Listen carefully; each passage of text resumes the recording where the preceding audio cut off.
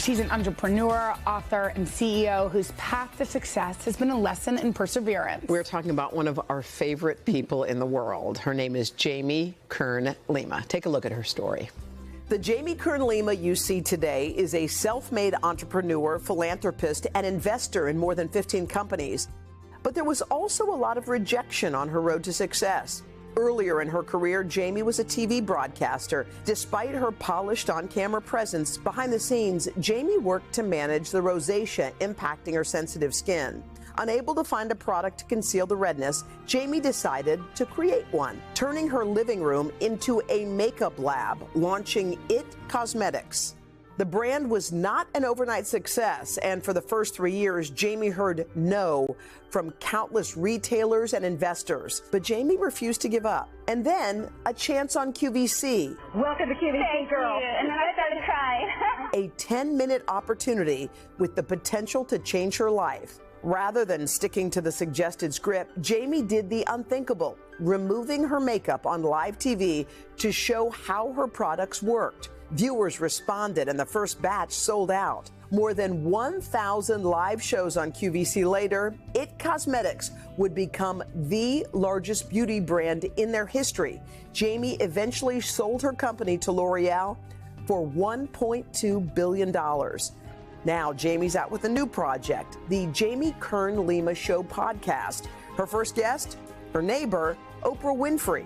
Welcome to the Kern Lima Show.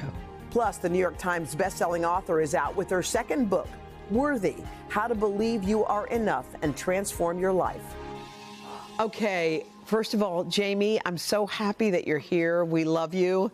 We're fans. I'm a fan. Jenna's a fan. I'm a fan. I'm a fan. Can we just say, you work so hard, but one of the things that just happened is you launch a podcast. Your first guest is Oprah. Okay.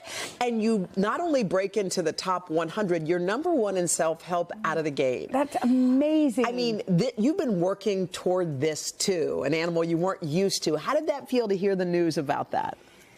So grateful. I am so grateful. And I just, the intention behind the show is like any person who's ever doubted themselves. Because when I watched the video that we just played, I know it almost didn't happen. Like I literally have doubted myself out of my own destiny so many times, and self-doubt took over most of my life. And just that journey of learning to believe I'm worthy has been like a lifelong journey. So why I'm so excited about the show is that's kind of the intention behind it, is just any person who just struggles with self-doubt, like the conversations we have, which I'm so excited, Hoda, for you to come on, and Jenna. But I feel like we're all in this together. Like all of us are in this together, and when we hear each other's stories, we're like, oh wow, Oprah deals with that, or Hoda, or Jenna. It's like, okay, I'm not alone, and that's kind of the intention, to help people feel less alone, more enough, and step into their worthiness. You said you almost doubted yourself out of your destiny.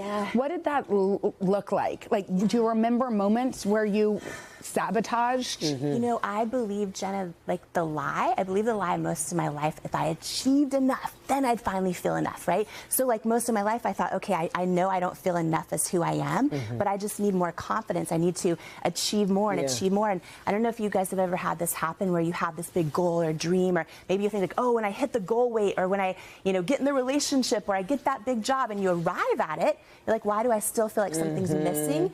What I learned is all those things build confidence, but none of them build self-worth, which is different. Yeah. And I have sabotaged so many things in my life because I didn't deep down inside think I was worthy of them. Yes. And I think we all have a friend where we're like, she's so amazing. Right. Why doesn't she know it? Yeah. Or why is she in a relationship with that guy? With that guy? Yeah. And it's like, well, she can have all these things that build self-confidence, which are, kind of external. It's how we assess our skills and abilities and, all that. But if deep down inside we don't believe we're worthy of love and belonging, we'll sabotage Well, how do you because that's the thing. It's like, how do you change that? Because you can do through action, you can get confidence. Right. But how do you find that Rosetta Stone? Yeah. Yeah. Well, the very first thing I think is just to be like, oh, wait a minute, just to be aware of it. You shared on, I'm going to cry if I talk about this. You shared a moment with your grandpa where you said, at the end of his life, he said, just remember to enjoy the game.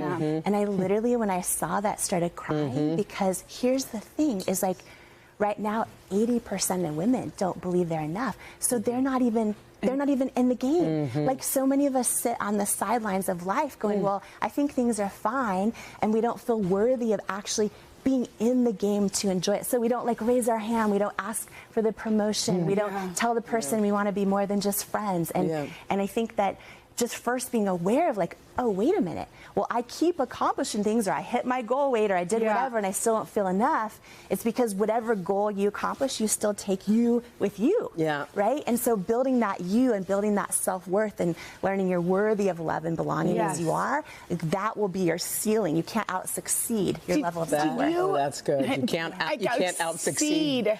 But so when you were at QVC that day, and they basically told you, do this, don't do what you intuitively thought you should do. You must have had enough self-worth to listen to yourself at that point. My way, right? Like so, that was a moment where I like so in Worthy, I go through like how to, because this is a thing, right? So like, building self-worth isn't about like, what do I need to learn? It's actually like a journey of unlearning all the lies that lead to self-doubt. The things that people say that aren't true. Yeah, that we learn to believe, like I need to please everyone else in order to be loved, or any of those things. In that moment, you know, I'd had no success for 3 years in the business. It was not going well. We had no after no after no. And with QVC, we finally got one big shot. And even though I'd had all the no's saying like, if I take my makeup off, if I put real women of every age and shape and size, it's never going to work. And I remember praying, getting still, praying, and having this strong feeling that in this one shot, I need to trust myself. I need to trust that feeling that for me comes from God. It's different for all of us, but that's where. And I was like, okay, I'm going to trust that knowing over all the no's around me. And I just like remember going live and making the decision to trust myself, which is part of building self-worth. It's one of the most critical steps. Is like learning to trust ourselves, because every time we show up as our representative or as who other people want us to be, we are slowly chipping away at our self-worth, because we're telling ourselves who we are is not enough. And so like one step at a time, like trusting how we feel. But also being quiet enough to hear it. Yes. Amen. Yes. Right? Yes. You're incredible. We're in love with you. I get it. Totally I get it, Hoda. And I have to say that later I did a podcast with Jamie that I'm excited about. But we were sitting there and I was watching how you worked with your people. And I thought what was so remarkable is you know exactly what you want, but while you're doing it, it's with the spirit of kindness, because it's not as if you have to be passive or doormatty like a lot of us have been told, like, it's okay, don't. You stand at who you are, but with kindness. Like, both of those things can be true. You don't have to choose, am I going to be someone who's tough or someone who's a doormat? No, you can be you. You can be someone who does both and does it so beautifully.